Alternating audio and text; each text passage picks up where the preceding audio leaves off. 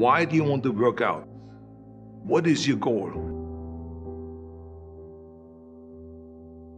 The most important thing is that you have a vision, that you have a goal. Because without that vision and without that goal, again, you're drifting around and you're never gonna end up anywhere. People don't become successful just by accident. You know, I mean, maybe the guy that found gold in California and started the gold rush, but don't count on that. That's the one in a lifetime kind of a situation.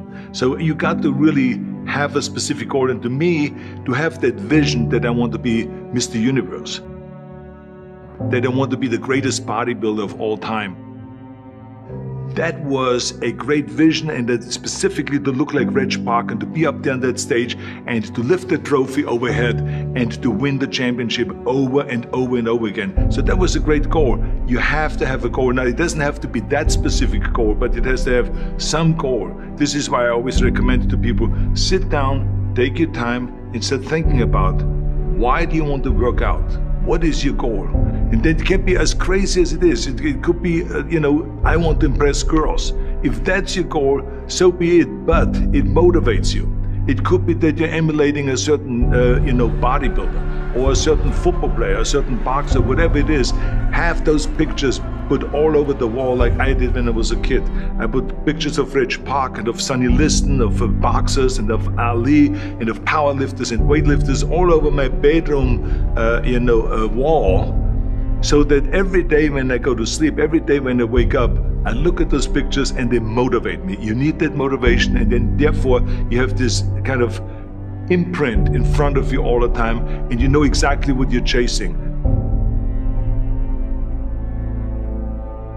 People always come up to me and says, why are you smiling? You're working out 5 hours a day. You're doing the same as the other guys, but the other guys have a sour face. They're pissed off that they have to do another rep or another set or something. I looked forward to another 1,000 reps of sit-ups. I looked forward to another 500 pounds of leg press or squat. I looked forward to doing more and more curls until my arms fall off. Why? Because I knew that every rep that I did and every set that I did and more weights that I lifted, I get one step closer to turning that vision into reality.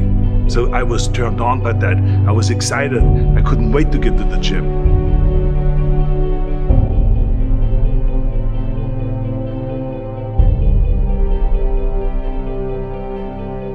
I remember that when I weighed 245 pounds, and Bob Rafelson, the director of Stay Hungry, said to me that I'm interested in having you come in for a reading and work on your acting and all this, because I'm interested in having you in a movie to star with Jeff Bridges and with Sally Fields.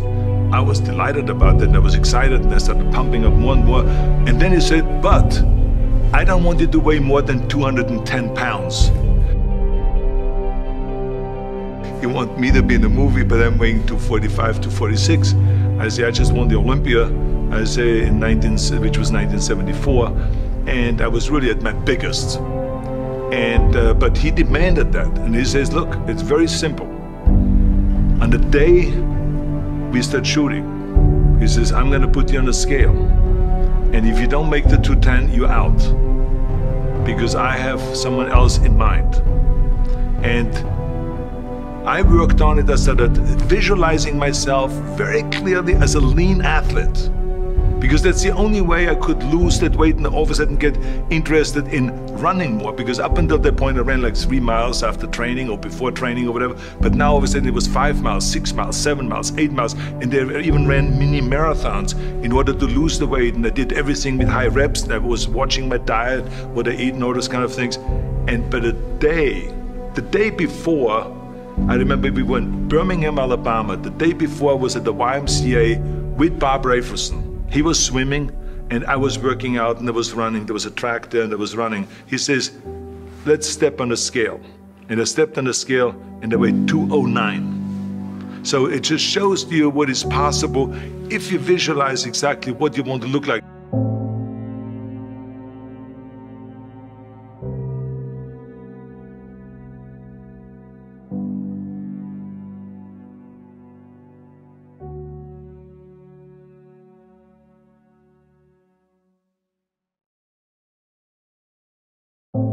And there was no room for any kind of like, well, I can't get my act together or anything like this, because there's only a certain amount of time. But the key thing again is have the clear vision. Have the specific goal of what you want to accomplish, because then you never go to the gym and you say, the day I feel down a little bit, I don't know what it is all about, I don't know my life, I'm confused. No, I tell you that I was a perfect example of someone that was not confident at all.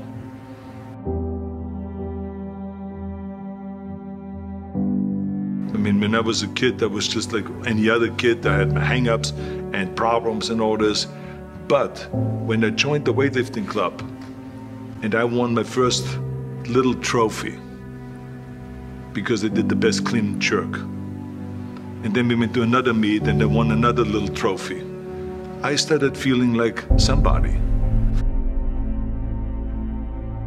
But the bottom line is, everyone can use the same method, because I used it in politics, I used it in making money, I used it in everything that I've done in the movie business. When you have one little victory, little victories add up, and that is what gives you then ultimately confidence. Well, for me, the most important thing always to have a deadline. When I, for instance, had a competition, and let's say the competition was in the middle of September, and it was now beginning of summer, so there was no more time to screw around. So there was the time now to get going on a diet, to get going with the training, to not slack off at all, because there was a deadline there. The day of the competition, I had to be in the best shape possible. And I knew that if I come to the competition and I lose because I did not schedule my training the proper way, or I didn't have the right frame of mind, or I didn't give everything, literally worked my butt off, I would be just so angry. So I never wanted to be in that situation. So this is why it was very important to pick that time and to say, this is when I have to be in top shape, and then I work towards that. But it's not just with the competition. I mean, it's the same in the movie business. I mean, to me, it was always a big advantage when I said, okay, my movie starts on April 1, and I have now 3 months, so I have to get really in great shape. So you pick those times. It could also be that you have no movie and you have no Mr. Olympia or no Mr. America, no Mr. Universe coming up or any of those things. But you say to yourself, the summer starts in June. I'm gonna go to the beach in June, and at that time I want to be in great shape. So that creates an urgency that makes you really start training hard and taking it seriously. Because if you don't have a specific plan, then you wander around. I mean, you can have, as I've told you many times, the best ship or the best plane in the world, but if you don't have a specific goal where you want to go and when you want to get there, you just drift around and you never get anywhere. So this is why it is so important to create that urgency and have a specific time when you want to be in shape.